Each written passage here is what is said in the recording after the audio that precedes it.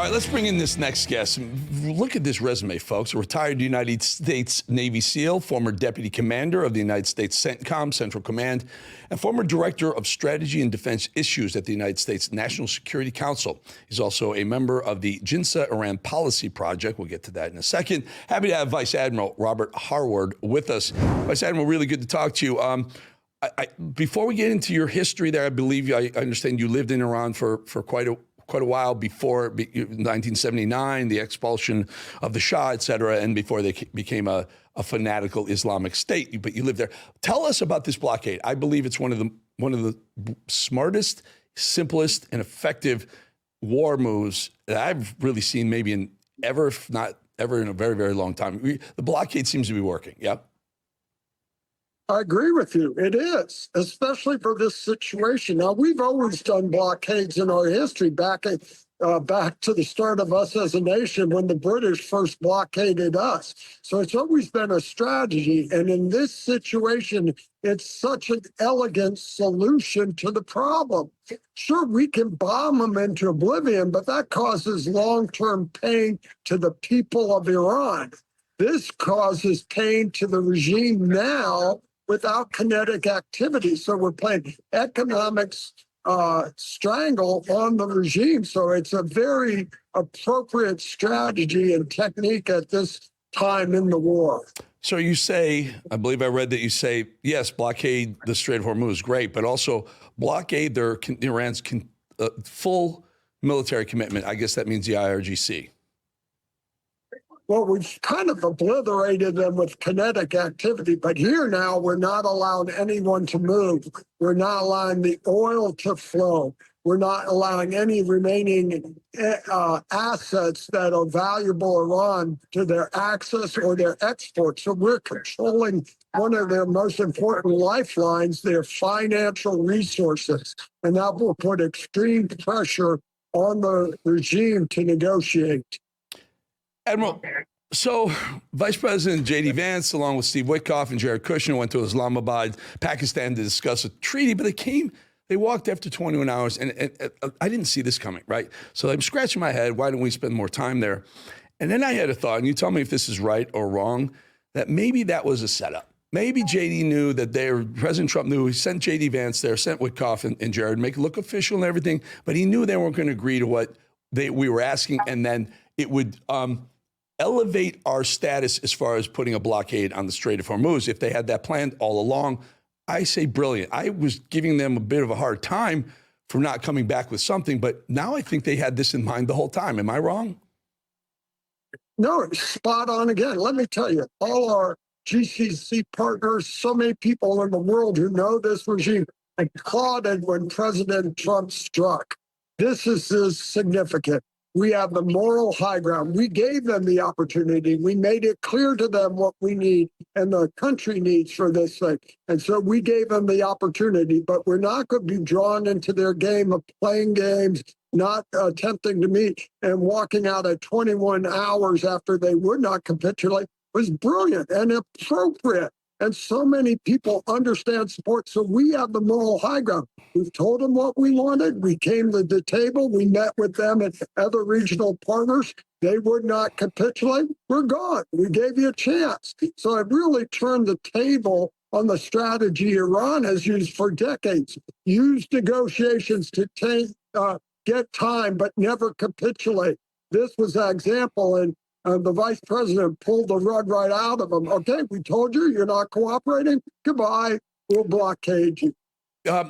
Admiral, do we have, there was I listened to this is amazing. Listen to U.S. Navy tell ships to turn around or the full force of the U.S. Navy was going to make them die. I guess we don't have that, but it's wildly effective. I mean, you hear them and you can hear resolve in that young man's voice saying that if you don't turn around to these ships, you're going to, and they did. I think they've turned back at least 5 so far, maybe more, Chinese, et cetera. How would they do that? Would they do that though? Just work with me here. What would if those ships kept going? What would they have torpedoed them, sunk them? Well, we just did that.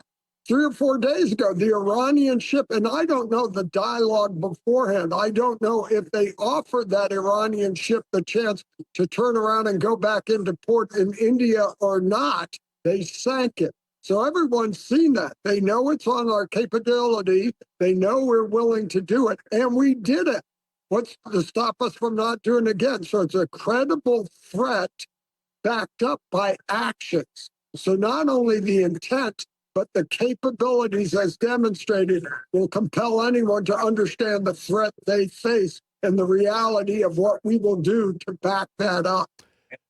Admiral, you spent a lot of time in the military. I just read yesterday, or maybe it was this morning, I saw that the Democrat House people have put together 5 articles of impeachment against Pete Hegseth, the Secretary of War. Sir, he's a good friend of mine. I think it's brilliant the way they're working together hand in hand across all military agencies. Do you think Pete Hegseth has done anything to deserve an impeachment? Well, this is politics, pure and simple politics. And I'm not in the political realm, but depending how the midterms, we could see more of that ahead again. So I'm not privy to the details or why, but as we've seen in our country for the last few years, especially under this administration, politics seems to trump national security. And no one can dispute where we are today in this conflict with Iran and the significant national security at stake. And so this impeachment detracts from that at the moment. So the timing could not be more horrible, so to speak. So we need to focus on the conflict we're in and a resolution that ensures long-term security and stability in the region. So to throw in this political confrontation at this point in the conflict can be counterproductive. One of the last things I read on your resume that you're involved in the JINSA, which is the Jewish Institute for National Security of America. There are those, I'm not one of them, but there are those who say the reason why we're even in the Middle East right now is because of the Israeli people or Israel. Please talk to the folks who are pointing the finger at Israel for our involvement. We've been in the Middle East my entire life, and our policy has ebbed and flowed, but there is no doubt about it. Iran was and is a threat. It was killing our people in Iraq. And before that, our ships. So this, we have mutual interest, but it's more focused on the regime of Iran and what they've done and what they have illustrated. And look, it is very clear to everyone they had the material and the capability to produce and refine material for a nuclear weapon. It is clear, based on the missile they shot at Diego Garcia, that they have developed and had intercontinental ballistic missiles, which are part of a nuclear program. So this threat had to be dealt with. Why I'm so proud of the president of this administration, they dealt with it now.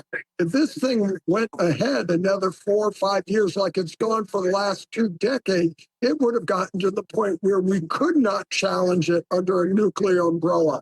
So irregardless of Israel, someone had to act, and I applaud this administration for acting now while we still can and solving this problem for the long haul.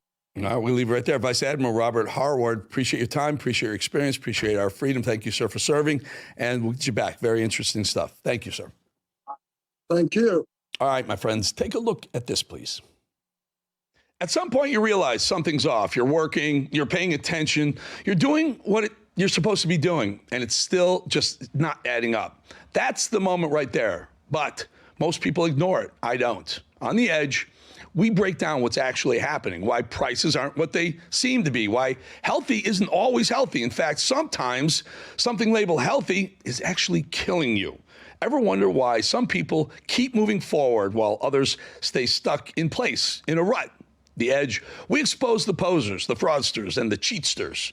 On The Edge, no politics, no lectures, no wasted time, just clarity, pure thought, success. New episodes every week.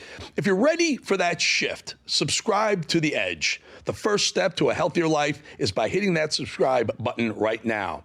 Do it now. Thousands have already done just that.